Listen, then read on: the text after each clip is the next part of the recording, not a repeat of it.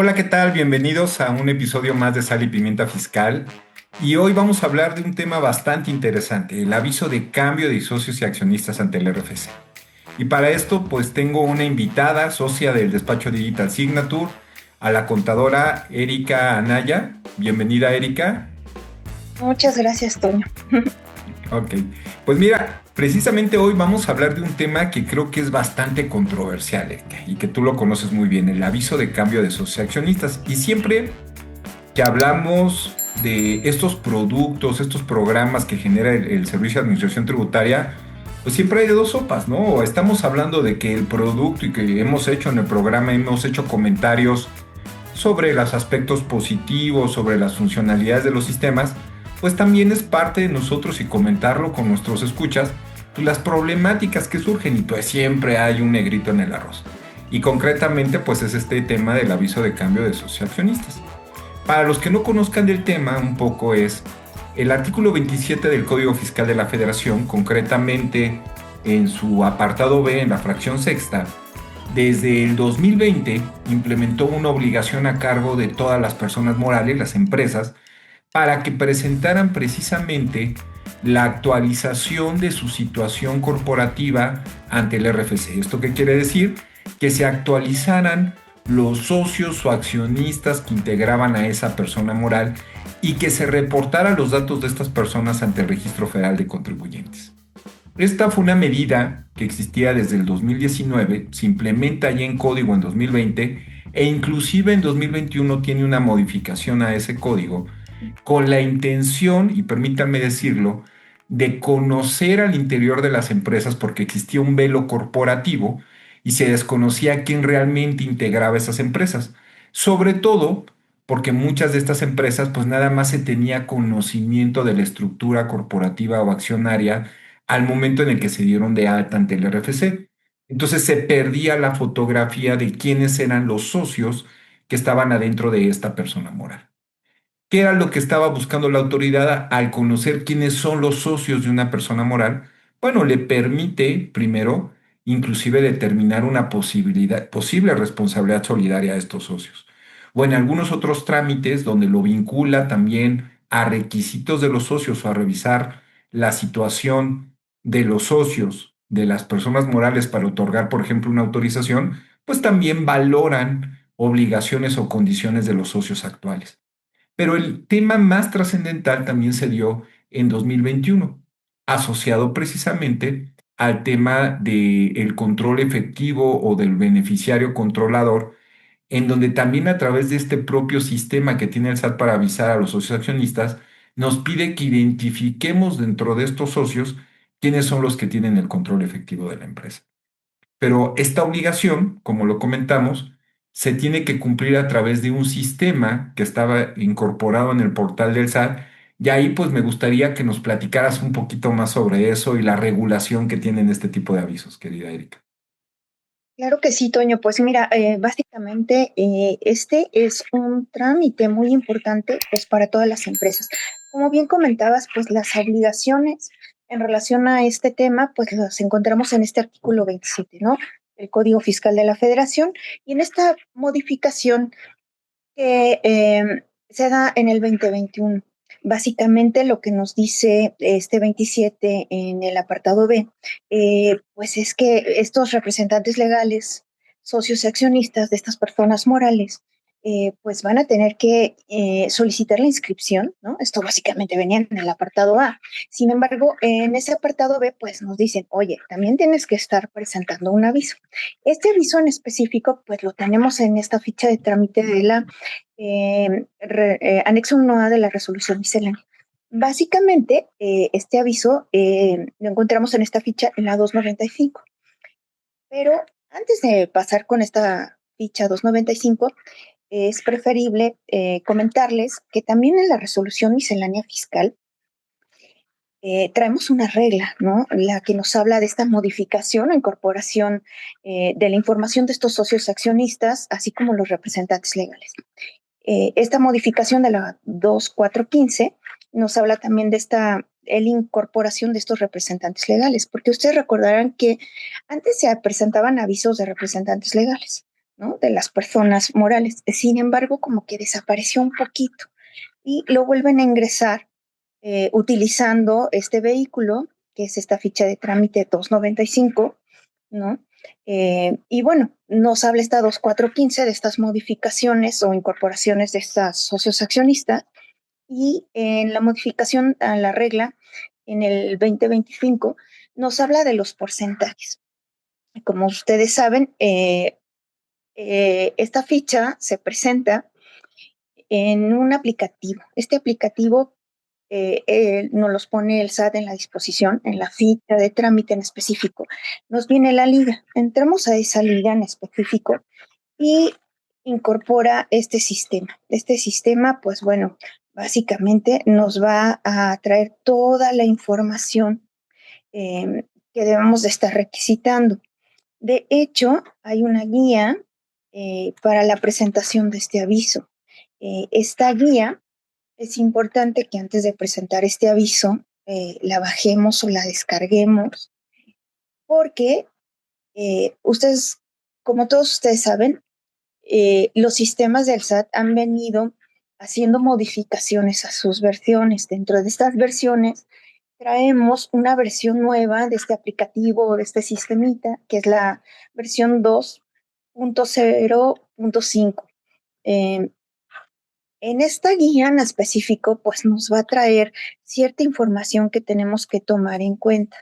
Entonces, por una parte traemos la regla 295, en la cual nos va a dar todas las especificaciones de cuándo se presenta, nos da en dónde puedo presentar el trámite, entonces nos da la liga de acceso a ese aplicativo del Servicio de Administración Tributaria.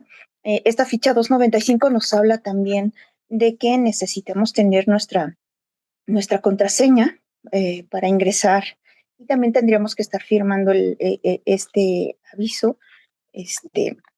Luego entonces, el tipo de trámites que tenemos o que podemos presentar en este sistema, pues es básicamente la actualización de los representantes, este aviso de incorporación o disminución de estos socios accionistas, ¿no? Y también traemos pues la relación de estos socios de las sociedades cooperativas, ¿no? De pesca o silvícola. Básicamente también esto está regulado en la regla 1.16 de la RFA. Entonces, bueno, el panorama general pues lo traemos en el 27 de código, en la 295 del anexo 1A y en esta guía de llenado que tenemos en el portal del SAT, ¿no? Y creo que tocas un tema muy importante con el tema de la guía, porque Claro, precisamente cuando en 2019 se implementa este aviso, antes, pues permítanme decirlo, tal vez sin tanta complicación, esto se presentaba a través de un caso de aclaración vía el portal del SAT. La exacto. autoridad con este afán de evolucionarlo y que hubiera un aplicativo ad hoc generado o que nos regalaron este platillo específico que es el aplicativo a través del cual se presentan los avisos, sí ha tenido, como bien dices tú, una serie de evoluciones. Lamentablemente el sistema pues vino con muchas fallas que se han venido corrigiendo, pero que hoy por hoy también pues persisten algunas de ellas y es donde a lo mejor vale la pena que también pues lo tengan en cuenta nuestros escuchas. Creo que la primera recomendación más importante, como bien comentas tú, es que previo a que hagan la presentación de su aviso, que ahí, recuérdame, serían 30 días a partir del cambio de los socios y accionistas, prácticamente sería un mes en la que Ujú, tendrían que presentar oportunamente el aviso ante el RFC y este aviso, como bien lo comenta, se presenta en el sistema, pero para tales efectos se tiene que adjuntar una serie de información y de documentación. Entonces, en cada caso se tiene que presentar documentación específica. Entonces, lo más importante ahorita es conocer también el alcance y los supuestos que están definidos en la guía de llenado, porque no todos los supuestos están contemplados ni en el artículo 27, ni en la regla, ni en la ficha de trámite 295. Creo que vale la pena también comentar, y ahí tú qué opinas, Erika, sobre la naturaleza de este aviso. Como tal, cuando nosotros hablamos de los avisos ante el RFC, deberían de ser actos o trámites que realiza el particular, pues de manera unilateral y autodeclarativa. ¿Esto qué quiere decir? que la autoridad pues tendría que aceptarlos como una declaración de un aviso por parte del contribuyente y correcto. basarse en ese dicho y obviamente revisar el soporte documental. Sin embargo, lamentablemente, este proceso de aviso de cambio ante el RFC de socios y accionistas se ha convertido ya más en un trámite de solicitud o inclusive casi casi de autorización, porque no solo ha sido suficiente presentar el aviso, sino que a veces requieres presentarlo muchas veces porque el sistema te niega la aceptación del aviso y el cambio de los socios. Entonces, a pesar de que muchas veces el contribuyente está queriendo cumplir en tiempo, en forma y oportunamente conforme al sistema, muchas veces el sistema no se los permite, ¿no? Entonces, ahí pues sí, como dices tú, igual, si podemos ir contando en la historia los problemas que ha tenido, cómo se han solucionado y cuáles persisten. A ver, no sé si me pudieras platicar algunos de estos problemas y tips que les pudiéramos ir dando a nuestros escuchas. Sí, claro que sí, Toño. Pues bueno, el primero, pues como comentamos, verificar primero la guía de ganado antes de ingresar al aplicativo, ¿no? En esta guía de llenado, pues nos va a ir diciendo, pues todas las instrucciones que debemos de tener, desde qué navegador necesitamos para que pueda correr efectivamente y rápido este sistemita, porque eso es sumamente importante, ¿no? Hay navegadores en los cuales se traba un poco el sistema o no lo podemos visualizar, o se nos queda ahí paradito. Entonces, sí tenemos que estar verificando pues esta guía. También es muy importante el tener a la mano la documentación que necesitamos, ¿no? Porque si bien es cierto, en esta ficha de trámite 295 nos va a empezar a hablar también de qué son los documentos que necesitamos, ¿no? Entonces, empezamos, por ejemplo, para la actualización de los representantes legales, pues dice, oye, me tienes que estar incorporando en este aviso, pues esa acreditación del representante y la identificación oficial de él. Igualmente, si tenemos socios accionistas residentes en el extranjero, pues básicamente lo único que nos van a pedir es que los que no optan por inscribirse en el RFC deberán adjuntar como un documento, eh, como identificación oficial, el formato 96. Entonces, a veces existen personas morales, pues que tienen este tipo de socios residentes en el extranjero que no están obligados a inscribirse y es importante que tengan a la mano esta forma oficial 96, ¿no? Y también para las personas morales residentes en México, pues adjuntar también, aparte de las modificaciones, si es el caso, o el acta constitutiva, si es la primera vez que vamos a entrar al aplicativo, pues el instrumento notarial donde se acredite la representación y la identificación oficial pues de este representante legal. Teníamos, primer ingrediente que teníamos y que es porcentaje accionario. Tenemos que dar el porcentaje accionario. Sí, claro. El primer problema que teníamos con el aplicativo era que no aceptaba fracciones en porcentajes. Y muchas veces la distribución accionaria, si no llegabas a cumplir el 100% y que el sistema no reconocía estas fracciones, no te permitía hacer cambios. ¿Eso ya lo corrigieron o sigue vigente? Ya lo corrigieron. De hecho, en esta versión nueva que les comento del aplicativo, ya corre perfectamente. Sin embargo, debemos de tener mucho cuidado porque cuando tenemos bastantes socios accionistas, ha habido ocasiones en que las personas morales tienen hasta 50, 70 socios. Entonces, hay que subir por cada uno de los socios, eh, pues esa representación, Es ¿no? correcto. Y ese porcentaje, básicamente el sistema es el encargado de estarte, de actualizar ese porcentaje y te lo va a estar mostrando en, en, el, en el sistema, ¿no? Entonces ahí hay que verificarlo. Y ahí hay varios tips, como bien decías tú. Primero es, en el caso de que tengan, es muy posible que si tengan cambios accionarios donde empresas tengan muchos socios, existen a veces notarios que en vez de incorporar en el acta de asamblea o en el protocolo directamente esto, lo ponen como un anexo de la escritura misma.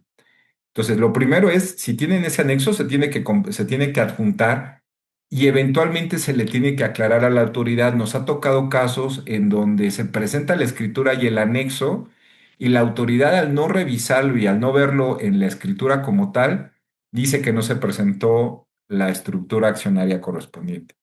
El otro punto que bien decías tú con los socios y los porcentajes es cuidar que la sumatoria de todos los accionistas, inclusive previa a su descarga, nos dé la sumatoria del cien por al ciento, 100%, cuidando sí. que nos den. En el caso de personas físicas, como dices tú, como parte de la documentación que nos piden de los socios, es su identificación oficial. Pero ¿qué pasa cuando los socios son personas morales? Hay mucho ojo. Muchos cometemos el error de poner alguna otra documentación asociada a la persona moral. Lo que nos pide la guía que hay que presentar es el poder y el representante legal de esa persona moral. Es decir, si un socio es persona moral, de esa persona para acreditarlo lo vamos a acreditar con la identificación oficial del representante legal de ese socio, pero tenemos que acreditarlo con el poder.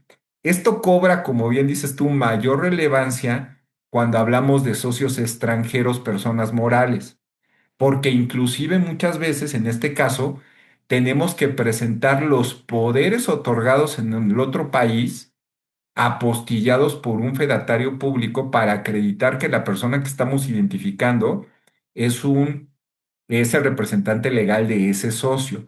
Ese es un punto que hoy por hoy que ha generado mucho motivo de rechazos para la presentación del aviso. Otro punto relativo a los socios, ya lo comentabas tú, el tema de la famosa ficha, de la famosa forma 96. A través de la forma 96, lo que sucede es que los extranjeros pueden optar por no inscribirse al RFC. Entonces nosotros con esta documentación le acreditamos a la autoridad que los socios extranjeros que tenemos optaron por este beneficio. Ahí es bien importante mencionarlo y creo que también vale la pena comentarlo, Eri, el tema de cómo la autoridad administra el tema del porcentaje accionario de los extranjeros, porque a diferencia de los nacionales, no se individualiza por socio, sino se individualiza por la totalidad de los socios extranjeros, porque todos están ubicados con una clave genérica. Entonces, esta creo que también sería un tema importante. ¿Qué otras fallas hemos detectado, Eri, que pudiéramos platicarle a nuestros escuchas? Ahora sí, que estos Ah, sí. sabrositos negros. No, bueno, una de ellas es también que con el cambio de versiones que hace la autoridad, a veces no se ve reflejado el historial, ¿no? De los avisos que hemos presentado anteriormente. Y podemos decir, oye, pero pues yo ya te había presentado información y no se ve reflejada. Esto lo hemos visto que pasa y son bastantes ocasiones en las que está pasando, ¿no? Entonces ahí sí tenemos un problema porque decimos, oye, pues yo tengo, lo bueno es que ustedes tienen como su acuse de recibo de la información que mandaron en un primer momento, entonces pues con eso pues podríamos tener ahí pues nuestro respaldo, ¿no? Sin embargo, pues no nos asustemos, nosotros deberíamos de estar ingresando de nuevo la información, ¿no? Como si fuera la primera vez, pues para que el sistema nos deje avanzar, ¿no? Porque si no, muchas veces no te va a dejar avanzar y vamos a tener ahí un problemita porque no vamos a presentar en un dado caso en tiempo y forma.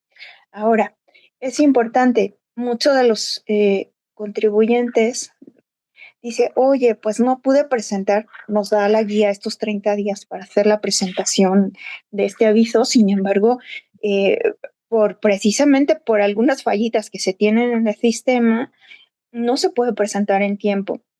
Recordándoles que si ustedes presentan, que si no llegan a presentar a tiempo, si la autoridad al fin o de manera extemporánea presentan, pues no va a haber una multa, ¿no? Pero sí, en el caso de que la autoridad se dé cuenta que no hemos presentado cualquier cosa, o que tenemos esta, eh, ¿cómo se puede decir?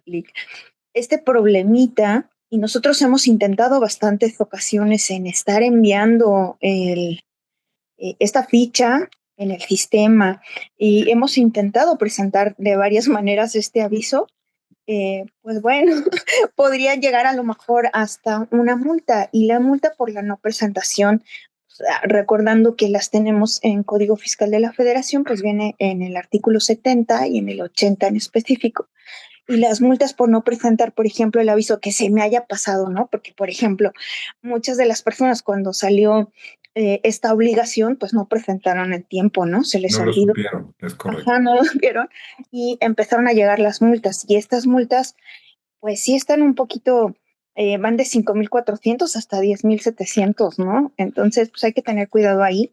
Y sí es uno de los errores más comunes el no encontrar información o que por estas fallas que tenemos en el sistema, pues no se pueda presentar en tiempo y forma el aviso, ¿no? Bueno, entonces, Erika, pero también vayámonos al tema de los tiempos. ¿Cuándo tengo que presentar el aviso? Pero sobre todo es qué fechas tengo que reflejar, porque creo que en el tema de los tiempos también el sistema tiene ahí sus complicaciones. No sé si pudiéramos comentarlo, por favor, Erika. Ay, claro que sí.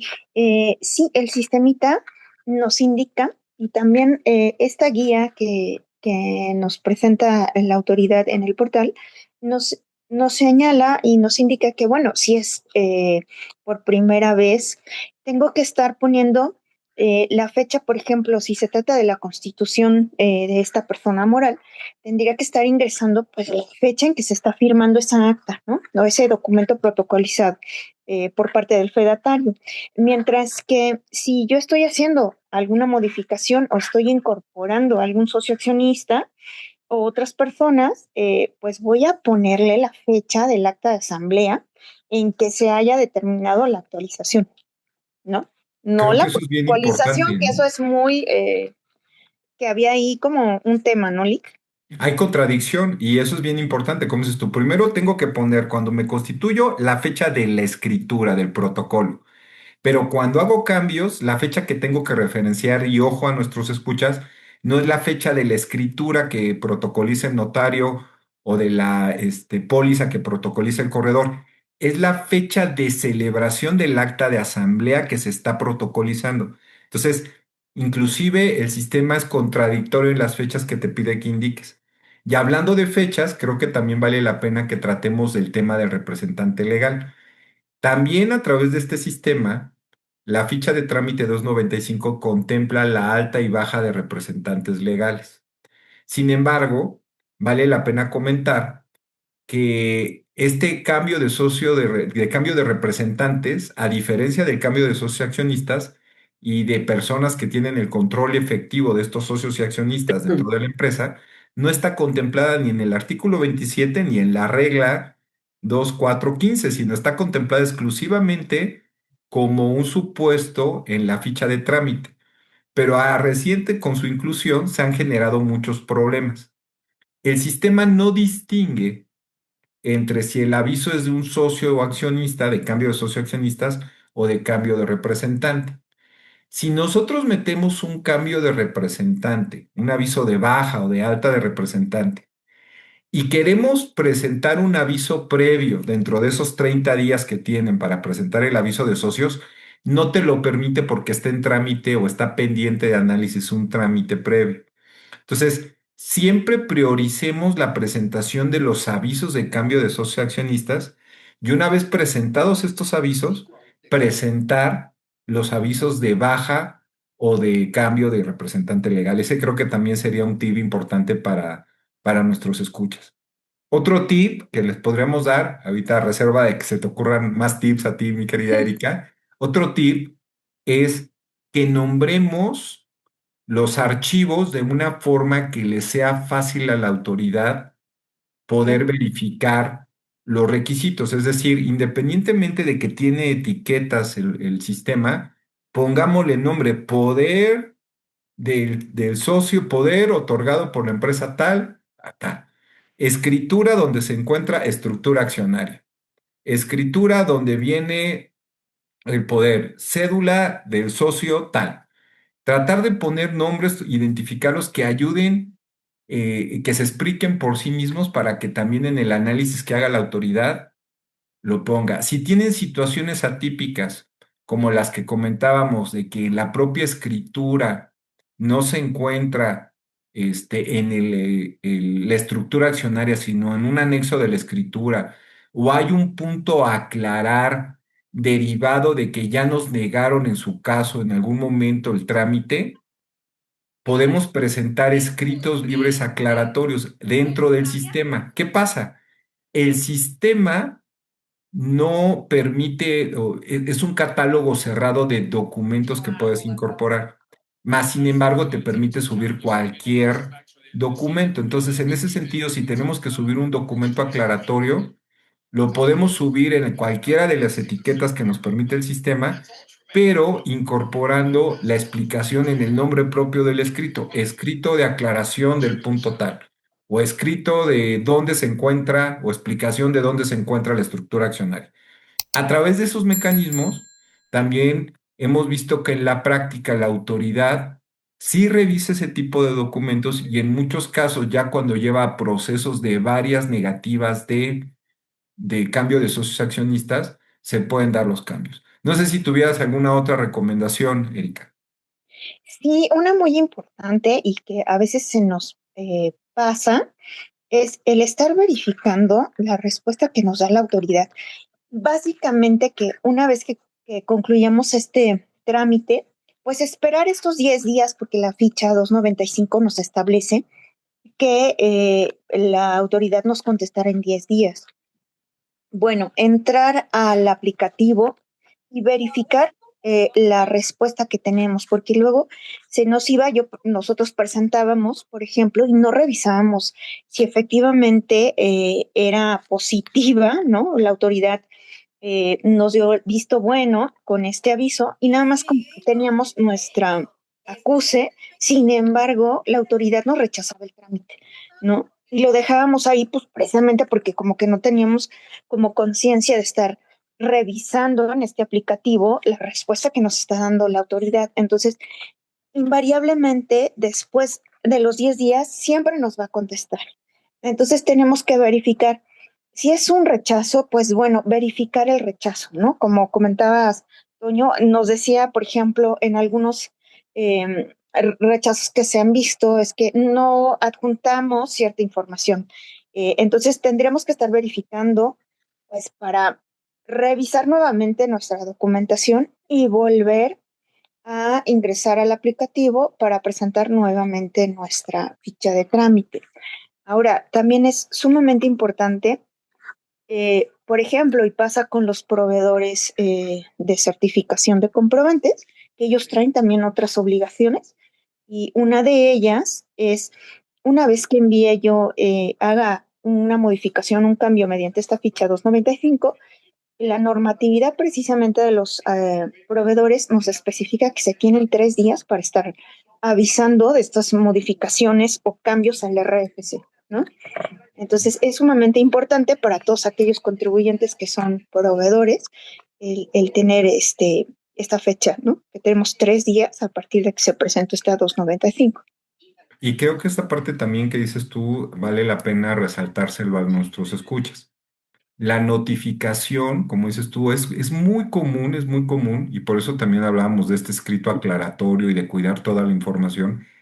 Lamentablemente es común que también los rechazos por parte de la autoridad, los motivos o las razones del rechazo no necesariamente son del todo claras, o inclusive muchas de las ocasiones por una falta de análisis por parte de la autoridad, nos identifican o nos dicen que no adjuntamos documentación que sí adjuntamos. Por eso tan importante tomar evidencia y pantallazos también de los envíos que hacemos. Pero bien importante lo que dices tú, la autoridad no contesta por el medio ordinario del buzón tributario. La respuesta a este aviso como un posible rechazo se genera en la contestación de la consulta del propio portal donde se hizo el trámite, a través de la propia herramienta, vamos, ¿no? Más bien. Entonces, sí es bien importante que estemos supervisando dentro de los plazos que comentas el estatus para que no nos quedemos con la simple idea de que el envío, como ya lo comentábamos, aunque pudiera ser cuestionable desde el punto de vista legal, que un aviso que es declarativo tuviera que ser objeto de valoración y dictaminación por parte de las autoridades para que fuera aceptado, bueno, pues hoy en día está así, ¿no? Por los motivos que explicamos en el sentido de que la autoridad sí quiere tener un control efectivo de quienes están atrás de un velo corporativo, inclusive por temas de responsabilidad solidaria y por la detección de quién es el beneficiario controlador y tiene control efectivo de estas empresas para temas inclusive que en 2021 se hicieron asociados a que las suspensiones de certificados de firma electrónica de las personas físicas o de los socios podía impactar también en la suspensión o en la cancelación del certificado de personas morales. Por eso es tan importante para la autoridad identificar a todos los miembros de una organización, de una empresa a través de sus socios accionistas, ¿no? Entonces, si no hubiera algún comentario adicional que cerrar, pues estamos para agradecerles a todos nuestros escuchas su tiempo, que nos escuchen. Ojalá que estos tips que les hayamos emitido les sean de ayuda en la presentación y en el viacrucis de la presentación del aviso de cambio de socios accionistas.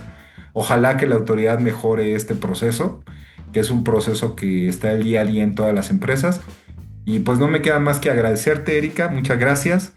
Agradecerle a nuestro público y como siempre cerrar con una frase que es de Albert Einstein. Ningún problema puede ser solucionado desde el mismo nivel de conciencia en el que fue creado.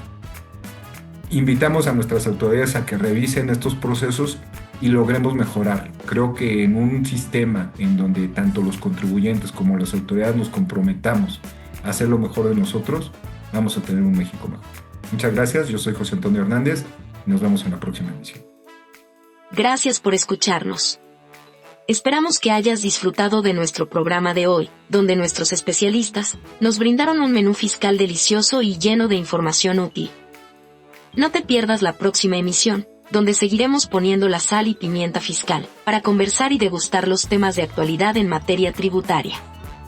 Esto fue Sal y Pimienta Fiscal, una producción de Digital Signature.